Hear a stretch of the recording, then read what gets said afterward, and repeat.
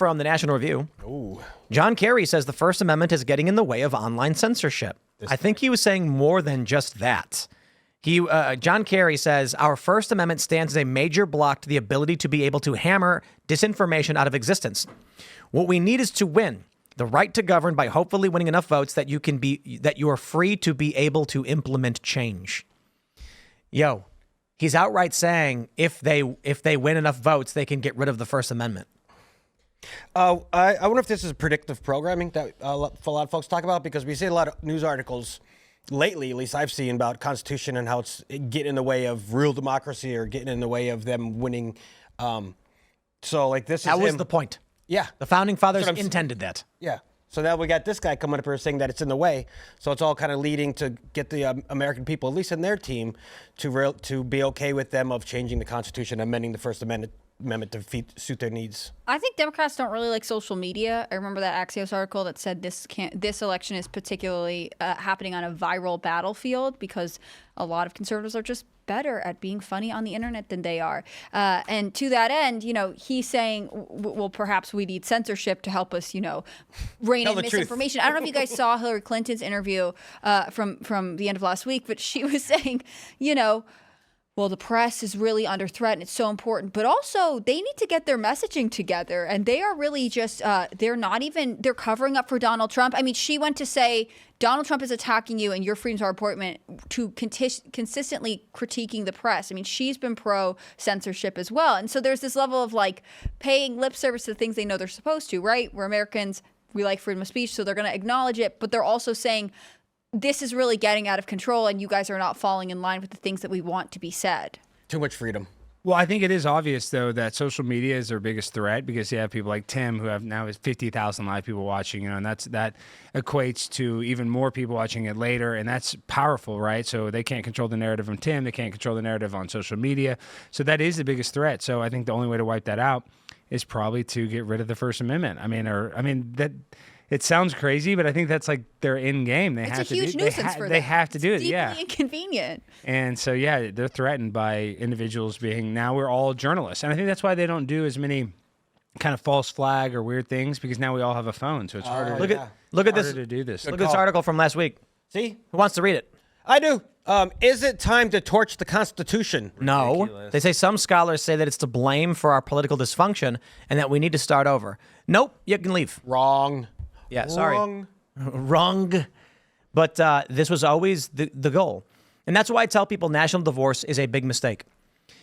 These people want a civil war or national divorce because it allows them to eradicate the Constitution with a finger snap. And then you got nothing. Yeah, but when these people go to journalism school, and journalism school is all about the First Amendment, being unbiased, having different opinions. Not anymore. I know, not anymore, but I'm saying that's like the essence of it. I just took some journalism classes. I don't have a journalism degree, but that's like what they teach you. That's like journalism 101. It's supposed to be unbiased. You're supposed to, and now always they seek and the now truth. They teach you and now they teach you in order to be unbiased, you have to truly understand. And so when you try to do both sides, even though one side is wrong, you're not being objective. You're actually being biased in favor of the incorrect. So if Donald Trump says something, it's wrong, you have to say Kamala is right and better than Trump. That's what they're telling people now. Yeah. The reality is, if you don't know which opinion is true and correct, you just say, Trump said X, Kamala said Y, thank you and have a nice day. Instead, they're doing, Donald Trump lied and Kamala said Y. And you're like, okay, that's the game.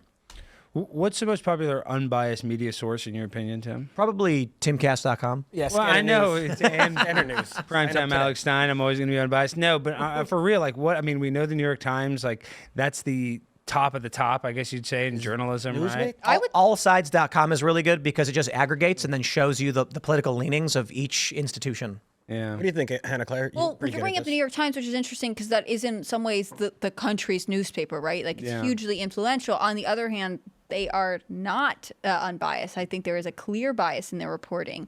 And there is a reason, like with all of this, I'm going to go back to this Hillary Clinton interview. She was saying, critiquing Trump, because she's like, he only ever goes to outlets that are supportive of him, like Fox News. Well, that's because every other outlet in America is supportive of the Democrats. I mean, there are very few. I think you'd have to really look at independent media sources to say who is really trying to deliver fair news that represents both sides of an argument. And I think that's one of the reasons we have increased political division, right? People are they know they have to discern what's being said to them. So they might watch, Alex Stein show and, they like you. They maybe know you have your own opinions. They know who you want to win for president. And they like that. That's fair. But that's because they also know if they turn on MSNBC and CNN, if they sit in an airport, they're going to get the other side force fed to them. It's voters who are interested in hearing conservatives' perspective who sort of have to do more work. Yeah, that's why I like listening to Jimmy Dore, because he's kind of opposite me, but I feel like he's, fair in his opinions.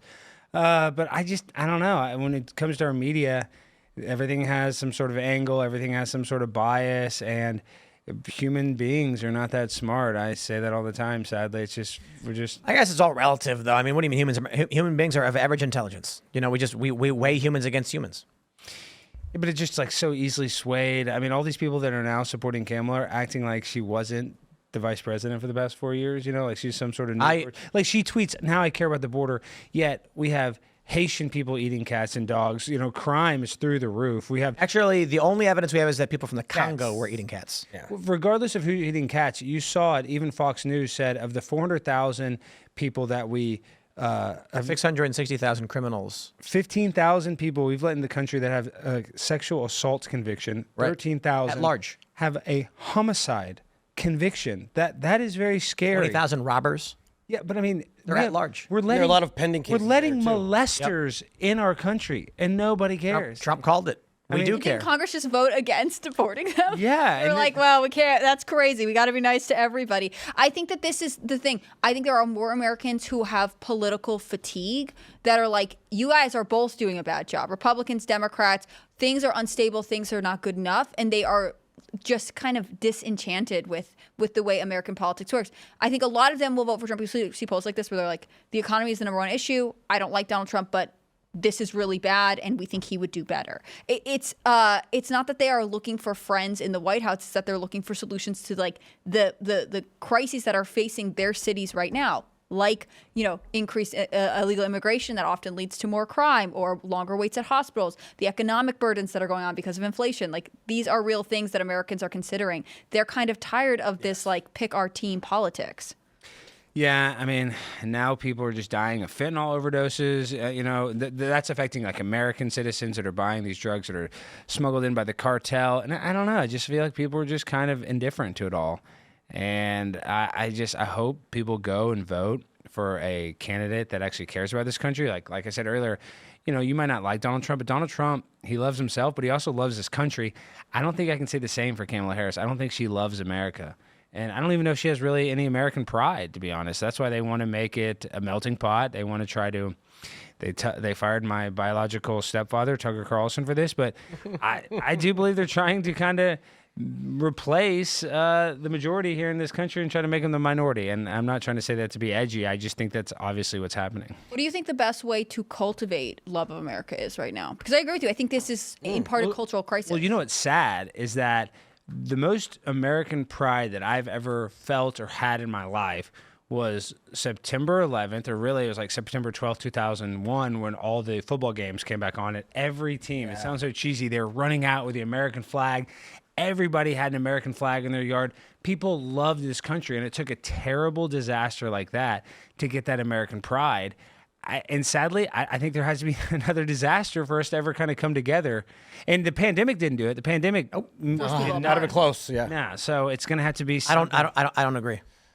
What? I think the divisions in this country are too intense to be mended by disaster. You don't think? I don't know what there could be.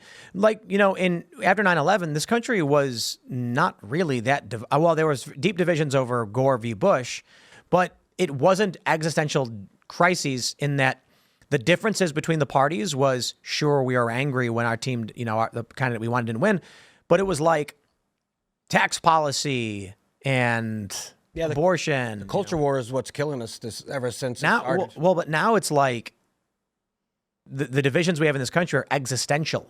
Yeah. The books in schools and what it means for kids moving forward and an open, porous border they're lying about. Gen Z not able to buy houses, and they're in their mid to late 20s now. Or they're going into their mid 20s. At 25, you're supposed to be having your family going already, and now we're looking at the average age in which people are having families is 30. We need to stop right now, and everyone needs to say, Whatever we can do to get some 25-year-olds married with children is what this country should be doing. And it's not going to happen. Well, this It's getting is worse. This is how I know we're screwed. Black pill. Well, the family of the Indian that the Washington Redskins logo was, drawn after, they want them to change their name back to the Redskins, like the Cleveland Indians. Now they're the Guardians. Like it's Orwellian. It's 1984. Like we can't even have these teams that won Super Bowl championships, World Series, and just delete them. So I don't know. Maybe it's political correctness is why we're so screwed. I mean, if we're that sensitive, we can't have a team called the Redskins. Thanks for watching this clip from Timcast IRL. Make sure to check out the live show Monday through Friday at 8 p.m. on this channel. Subscribe and we'll see you all there.